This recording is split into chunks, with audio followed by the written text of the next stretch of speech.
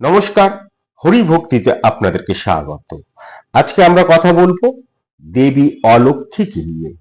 অলক্ষ্মী আসলে কে, কি তার জন্ম রহস্য, আমাদের লক্ষ্মী পূজার আগে অলক্ষ্মীকে কেন বিদায় করা হয়, কিভাবে বিদায় করা হয়, আমাদের গ্রাম বাংলায় প্রচলিত পদ্ধতিটি কি তাকে পূজা করার, আমরা আমাদের আজকের আলোচনায় এইটি যেমন জেনে নেব, ঠিক তেমনই জেনে নেব এই যে দীপান্বিত অমাবস্যা, এই দিনটিতে কেন লক্ষ্মী পূজা করা হয়।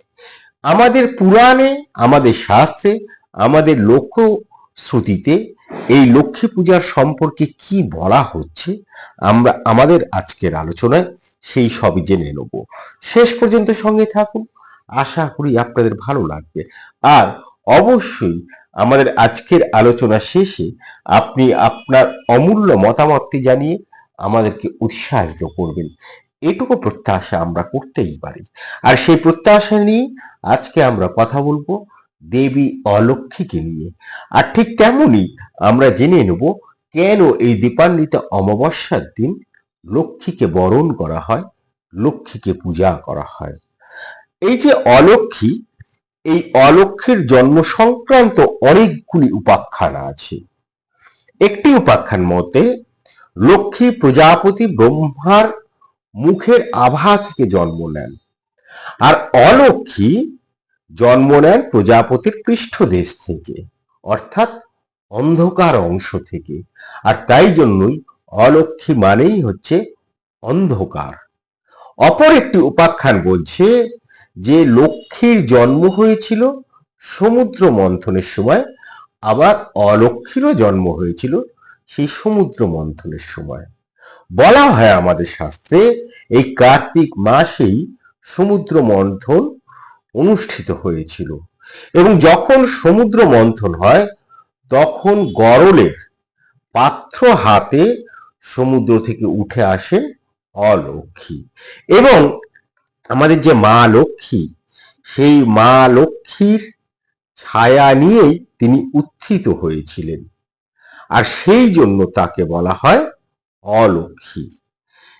তিনি হচ্ছেন, যেহেতু লক্ষ্মীর আগে আগেই তিনি এসেছিলেন, যেমন তাকে অলক্ষ্মী বলা হয়, ঠিক তেমনই তাকে মা লক্ষ্মীর দিদি হিসেবে অভিহিত করা হয়।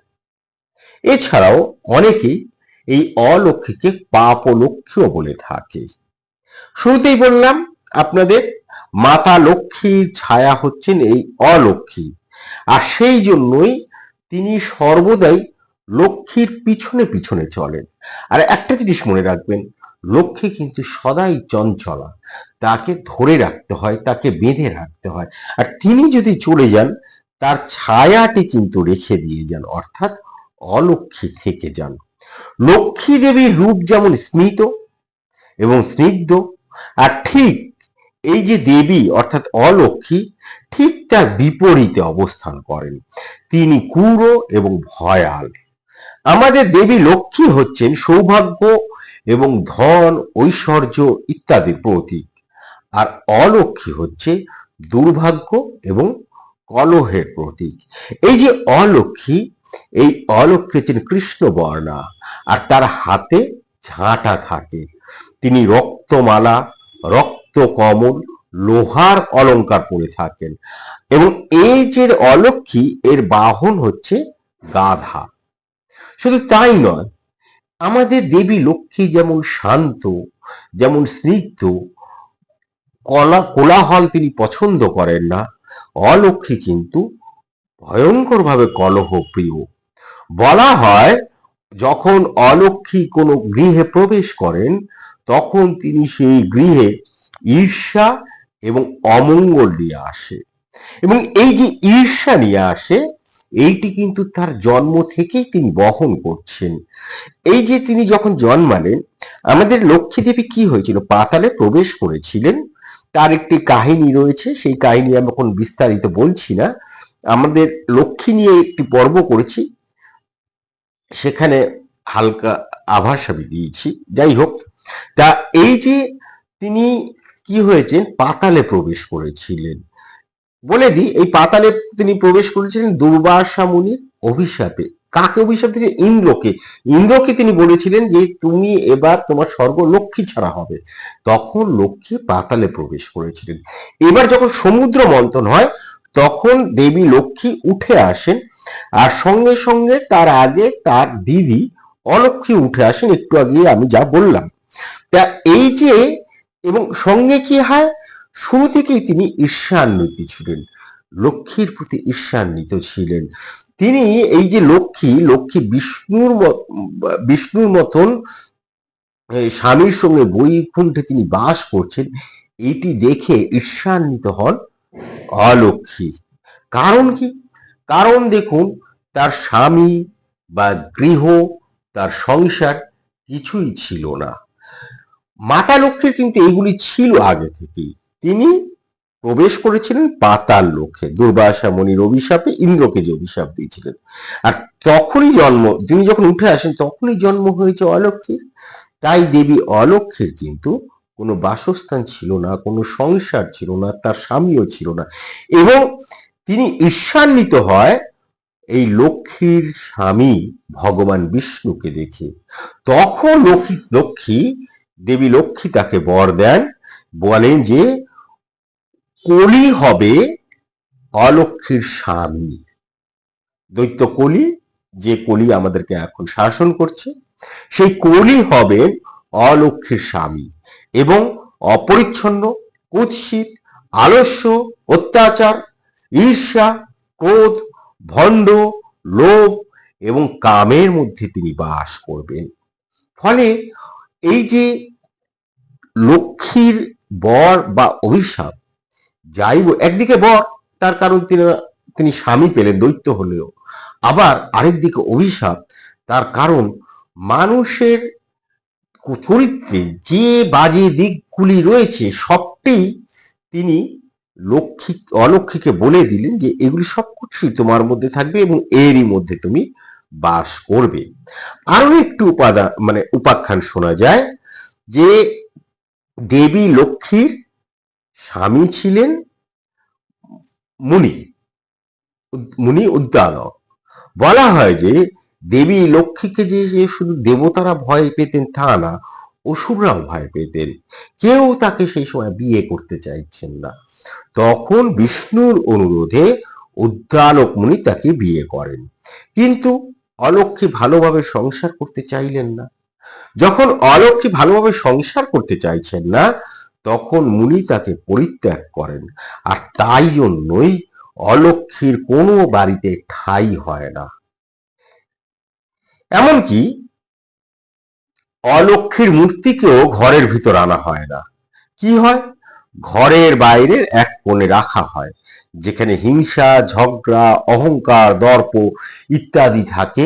সেই মাতা লক্ষ্মীর অভিশাপ বা আশীর্বাদ যাই বলুন না কেন, তার ফলে যেখানে সেই সকল জিনিস বাস করে সেখানেই অলক্ষ্মী থাকেন বলে এরকম ধারণা করা হয়। কিন্তু দেখুন, তিনি অলক্ষ্মী হলেও তো দেবী। আর আমাদের সনাতন হিন্দু ধর্ম তথা দর্শন বলে যে অবহেলা করো না কাউকে, কাউকে অমর্যাদা করো না। ফলে তাকে আমরা গৃহে না রাখি না বটে, কিন্তু অস্বীকারও করতে পারি না। তাই জন্য কি হয়, এই যে বিশেষ দিন কি দীপান্বিতা অমাবস্যা, এই দিনটিতে আমরা অলক্ষ্মীকে বিদায় করি। একটি প্রচলিত পদ্ধতি তার রয়েছে। কিরকম? প্রথমে গোবর বা কাদা দিয়ে একটি অলক্ষ্মী তৈরি করা হয়। তারপর কলা গাছের খোলে করে ধূপ দ্বীপ সহকারে তাকে পুকুর বা দিঘির পাড়ে রেখে আসা হয়। আর যারা আমরা শহরাঞ্চলে বাস করি, পুকুর বা দিঘি যখন আমরা পাই না, তখন কোনো খোলা স্থানে তাকে রেখে আসা হয় বা নদীর ধারে তাকে রেখে আসা হয়। এবার এই যে তাকে রেখে আসা হলো, তারপরে কোনো রকম পিছনে তাকানো যায় না। কুলো, শাঁখ, কাসর, তারপর ওই ঢোল, তারপর আপনার ওই টিন ইত্যাদি, এগুলো বাজিয়ে আমরা গৃহে ফিরে আসি। এবং বলা হয়, একটি প্রচলিত ধ্বনি রয়েছে যে অলক্ষ্মী বাইরে যা, লক্ষ্মী ঘরে আয়। বা লক্ষ্মী আয় অলক্ষ্মী যা। এবার এই যে বাড়িতে ফিরে আসি, অর্থাৎ আমরা প্রথমে অলক্ষ্মীকে বিদায় করি, তারপর সাড়ম্বরে আমরা দেবী লক্ষ্মীর পূজা করি। এই যে রূপ, এই যে অলক্ষ্মীর যে আমরা রূপ দেখলাম, তৈরি করলাম, এটি অলক্ষ্মী বিদায়ের মাধ্যমে লক্ষ্মী বা শুভর আগমনকে দিয়ে কালী পুজোর সূচনা হয়, বা বলতে পারি আমাদের সেদিনের লক্ষ্মী পুজোর সূচনা হয়। এবার এই যে লক্ষ্মী, এই লক্ষ্মীকে নিয়ে বা এই যে অলক্ষ্মী, এই লক্ষ্মী পূজা নিয়ে সেখানে অলক্ষ্মীর কোনো উল্লেখ না থাকলেও, যে এটা তো আমরা নিজেরা তৈরি করে নিচ্ছি, অলক্ষ্মীকে বিদায় করছি, কিন্তু এই দিন কেন লক্ষ্মী পূজা করা হয় সেই নিয়ে বিভিন্ন মত আমরা দেখতে পারি। মাতা লক্ষ্মী আগমনকে সূচিত করা হয় এই দিন। কোথায়? লঙ্কা বিজয় সেরে সীতা ও লক্ষ্মণকে নিয়ে রামচন্দ্র কি হয়েছিল?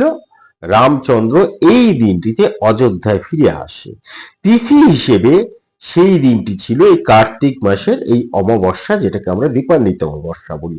এবং সেই দিন সমগ্র অযোধ্যাবাসী তাদের প্রভু শ্রীরাম ও শ্রী সীতা মাতার আবির্ভাব উপলক্ষে আলোয় ভরিয়ে তুলেছিল তাদের রাজ্যকে। এবং একই কারণে স্বর্গলোক কিন্তু সেজে উঠেছিল। ভগবান বিষ্ণুর সপ্তম অবতার রামের লীলা সঙ্গিনী সীতা দেবী তথা লক্ষ্মী দেবীকে বরণ করে নেওয়ার জন্য সেই রাতে ওই অযোধ্যা নগরীর সাথে স্বর্গলোকও কিন্তু একটি সারা পড়ে গিয়েছিল। সেখানটিও দীপমালা দিয়ে সাজিয়েছিল মাতা লক্ষ্মীর আগমনের দিন। তাই এটিকে লক্ষ্মী পূজা করা হয়। আবার আরো একটি মত আমরা পাই, এই যে সমুদ্র মন্থনের ফলে পাতাল থেকে দেবী উঠে এলেন। আবারও বলি, ইন্দ্রকে দুর্বাসা মুনি যে অভিশাপ দিয়েছিলেন, তার ফলে দেবী লক্ষ্মী পাতাল লোকে প্রবেশ করেছিল, স্বর্গ হয়েছিল লক্ষ্মী না। এই যে দীর্ঘ অপেক্ষার পর আবার যখন লক্ষ্মী উঠে এলেন, সেইটার আগমনকে আনন্দময় করে তুলতে সেদিন স্বর্গ দীপমালায় সেজে উঠেছিল। আর সেই জন্য তিনি আবার আবির্ভূত হয়েছিলেন এই দিনটিতে। সেই জন্য আমরা এই দিনটিতে লক্ষ্মী পূজা করে থাকি। আরো একটি কাহিনী আমরা জানতে পারি, সেটি হচ্ছে কৃষ্ণের সঙ্গে সম্পর্কিত নরকাসুর বধ। কার্তিক চতুর্দশ তিথিতে অর্থাৎ এই যে অমাবস্যার ঠিক আগের দিন শ্রীকৃষ্ণ নরকাসুরকে বধ করেছিলেন। এবং সেই নরকাসুরের কারাগারে 16,000 গোপিনী সেখানে নরকাসুর তাকে বন্দি করে রেখেছিল, তিনি তাদেরকে উদ্ধার করেন। এবং সেই উপলক্ষে পরের দিন অর্থাৎ কার্তিক মাসের অমাবস্যাতে আমরা আলোকমালা সাজিয়ে তুলি আমাদের এই ধরিত্রীকে। কারণ যাই থাক, আসল কথা হলো এই দীপান্বিত অমাবস্যার দিন আমরা আলোকমালায় আরো একবার মা লক্ষ্মীকে বরণ করে নিই। দীপান্বিতা কালী পূজা এবং দীপান্বিতা লক্ষ্মী পূজা মিলেমিশে একাকার হয়ে যায়। আর এটি হচ্ছে আমাদের সব থেকে বড় প্রাপ্তি। অলক্ষ্মীর কথায় আরো একবার ফিরে যাব। আমরা অলক্ষ্মী সম্পর্কে পৌরাণিক আখ্যান জেনে নিয়েছি। এখন আমরা এই অলক্ষ্মী বিদায় নিয়ে একটি লোকশ্রুতি শুনে নেব। সেই লোকশ্রুতি বা লোককথাতে বলা হচ্ছে, এক রাজার কাছে একবার এক কারিগর বা কুমোর একটি মূর্তি বিক্রি করতে আসে। তার রাজার কাছে একজন তার প্রজা মূর্তি বিক্রি করতে এসেছেন। তা রাজা তাকে বলেন, ঠিক আছে, তোমার মূর্তি যা আছে আমি কিনে নেব। তা কিন্তু তখন সেই কারিগরের কাছে বা কুমোরের কাছে একটি মাত্র মূর্তি ছিল। রাজা সেটিই কিনে নেয়। ওই যে একটি মাত্র মূর্তি ছিল, ওটি আসলে ছিল দেবী অলক্ষ্মীর মূর্তি। আর রাজা যখন তাকে কিনে নিয়ে তার ঘরে সেটি রাখলেন, তখনই রাজ্যে দুর্দশা দেখা দিল, রাজ্যে হানাহানি বেড়ে গেল, রাজ্যে অশান্তি বেড়ে গেল, দুর্যোগ দেখা দিল। এই যে তখন এই যে বিপদ, এই বিপদ থেকে মুক্তি পাওয়ার জন্য রাজা শাস্ত্রকারদের কাছে উপস্থিত হলেন। তা শাস্ত্রকারেরা তখন বললেন, তোমার গৃহে অলক্ষ্মী প্রবেশ করেছে এবং তুমি সেইটি নিজেই এনেছো। সেই অলক্ষ্মীকে আগে বিদায় করো। এবার এই অলক্ষ্মীকে বিদায় করার জন্য কি করতে হবে? শাস্ত্রকারেরা বললেন, পণ্ডিতেরা বললেন যে অবশ্যই লক্ষ্মীকে তুষ্ট করো, লক্ষ্মীকে পূজা করো। তা রাজা তাদের কথা মতন লক্ষ্মীর পূজা করলো, লক্ষ্মীর আরাধনা করলো। ঠিক তখনই দেখা গেল রাজ্যের মধ্যে থেকে যত গোলযোগ ছিল, যত অন্ধকার ছিল, তা দূর হয়ে গেল। স্বয়ং দেবী লক্ষ্মী শান্তি এবং সমৃদ্ধি ফিরিয়ে দিলেন রাজাকে। দেখুন, কারণ যাই হোক না কেন, এই যে আমরা এতগুলো কাহিনী শুনলাম, এই এতগুলো কাহিনীর মধ্যে কিন্তু একটি বিষয় আমরা দেখতে পাচ্ছি, সকল কাহিনী একমতে এসেছে, একটি বিন্দুতে এসেছে। সেটি কোন বিন্দু? সেটি হচ্ছে আলোক বিন্দুতে। সকল কাহিনী অন্ধকারকে দূর করে আসলে আলোর কথা বলছে। আর আমরা এই সাধারণেরা তো আলোর প্রত্যাশী, আমরা তো সেই পতঙ্গের মতন আলোর দিকেই ধাবিত হই। আর তাই জন্য এই দীপান্বিত অমাবস্যায় আমরা অলক্ষ্মীকে বিদায় করে লক্ষ্মীর আলোতে নিজেদেরকে জারিত করার জন্য প্রস্তুত হই। মা লক্ষ্মীকে প্রণাম জানিয়ে, মা কালীকে প্রণাম জানিয়ে আমরা আমাদের আজকের আলোচনা এখানেই শেষ করছি। আশা করি আমাদের আজকের আলোচনা আপনাদের ভালো লেগেছে। যদি ভালো লেগে থাকে তাহলে অবশ্যই আমরা আপনার মতামত প্রত্যাশা করি। খারাপ লেগে থাকলেও অবশ্যই মতামত দেবেন, কেন খারাপ হলো। আর ভালো লেগে থাকলে অবশ্যই জানাবেন কেন ভালো লাগছে। অন্য কোনো মত আপনার জানা আছে কিনা এই অলক্ষ্মী নিয়ে এবং এই দীপান্বিত অমাবস্যায় লক্ষ্মী পুজো নিয়ে, অবশ্যই সেটি উল্লেখ করুন। তার কারণ আপনার মতে আমরা যেমন সমৃদ্ধ হব, ঠিক তেমনি আজকে যারা আমাদের এই আলোচনাটি শুনছেন তারা কমেন্ট সেকশনে গিয়ে আপনার মত পড়েও সমৃদ্ধ হতে পারবে, এটুকু প্রত্যাশা আমরা করছি। আর আমাদের আজকের পর্বে যারা নতুন ছিলেন, আমরা অনুরোধ করব অবশ্যই আপনারা আমাদের চ্যানেলটি সাবস্ক্রাইব করে আমাদের পাশে থাকুন, আমাদের সঙ্গে থাকুন। আমরা প্রত্যেক দিন আমাদের এই সনাতন হিন্দু ধর্ম তথা দর্শনের বিবিধ বিষয় নিয়ে কথা বলি, আলোচনা করি। এই সবেরই নোটিফিকেশন যেমন আপনি পেয়ে যাবেন, ঠিক তেমনই আমরা ভীষণভাবে উৎসাহিত হই। আর সেই উৎসাহকে পাথেয় করেই আমরা আগামীকাল অন্য কোনো বিষয় নিয়ে কথা বলব। ভালো থাকবেন। ধন্যবাদ। নমস্কার।